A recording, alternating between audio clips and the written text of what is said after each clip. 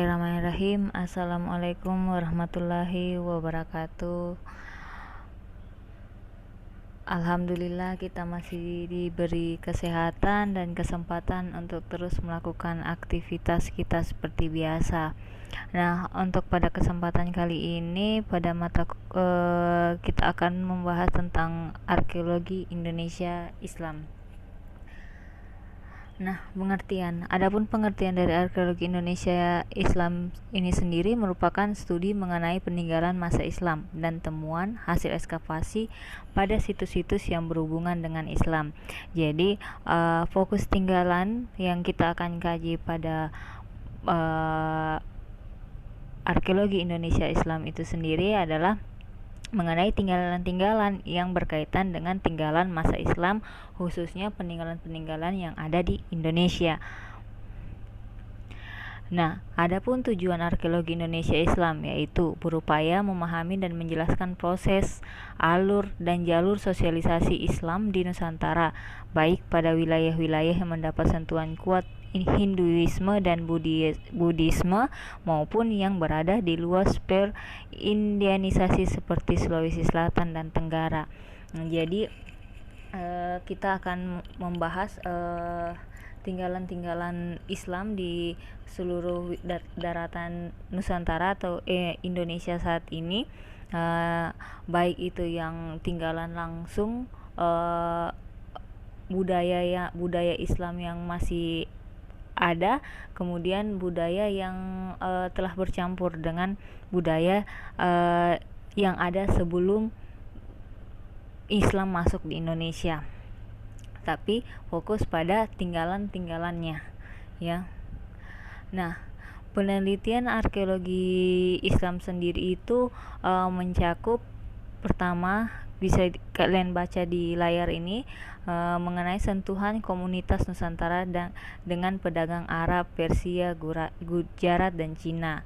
Kemudian ada sosialisasi Islam dan tumbuhnya kelompok Muslim yang berkoeksistensi dengan mayoritas Hindu-Buddha atau penganut ancestor worship. Jadi nanti dari tinggalan itu kita bisa mengetahui adanya sosialisasi atau adanya percampuran budaya, adanya kegiatan sosial yang terjadi antara masyarakat atau orang-orang Islam dengan budaya Hindu-Buddha yang telah melekat sebelumnya di Indonesia. Kemudian pertumbuhan dan perkembangan pusat-pusat politik dan ekonomi Islam. Kemudian surutnya pusat-pusat politik ekonomi Islam di Nusantara setelah penetrasi kekuatan militer dan ekonomi barat. Nah, kemudian adapun cakupan arkeologi Islam Indonesia itu sendiri, kita akan membahas mengenai sejarah awal kedatangan Islam Nusantara, kemudian aliran dalam Islam pada masa awal kedatangan ke Nusantara. Kemudian ya kita fokus ke tinggalan ya berupa material seperti makam, nisan, masjid, dan keseniannya, yang dimana material ini merupakan bukti ketinggalan bahwa pada masa dahulu pernah Islam jaya di Indonesia itu sendiri. Nah, bentuk-bentuk peninggalan arkeologi Islam di Indonesia itu ada 8 yang fokus kita di sini. Nanti kita akan bahas lebih lanjut di pertemuan selanjutnya.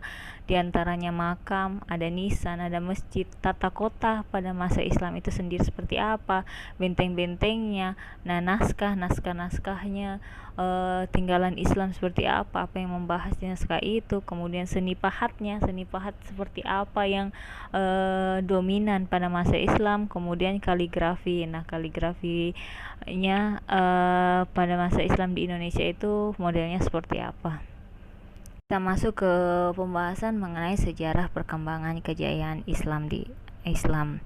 Nah, perkembangan kejayaan Islam itu dimulai pada masa periode klasik, yaitu sejak Rasulullah menyampaikan seruannya sampai masa runtuhnya dinasti Abbasiyah pada tahun 656 Hijriah atau 1258 Masehi.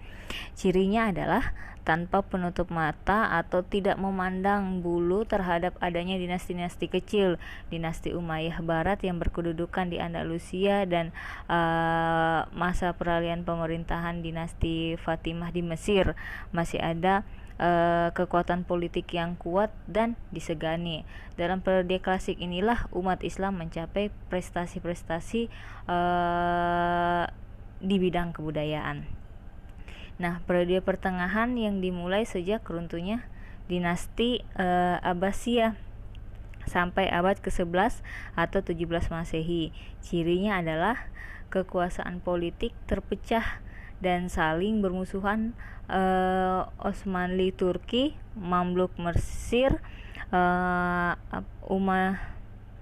Umayyah Barat di Andalusia, Mamluk India, dan berdirinya kerajaan-kerajaan muslim yang berdaulat sendiri-sendiri.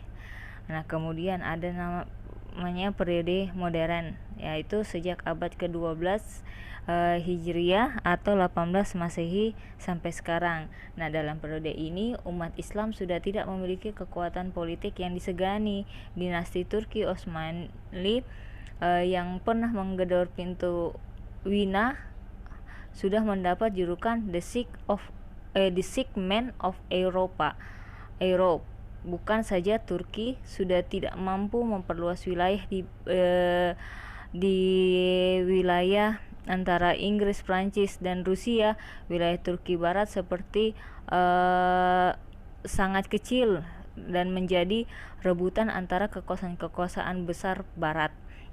Bekas jajahan setiap negara Barat inilah yang kemudian melahirkan negara-negara baru setelah Perang Dunia I. Nah, itu adalah sedikit gambaran tentang sejarah perkembangan dan kejayaan Islam.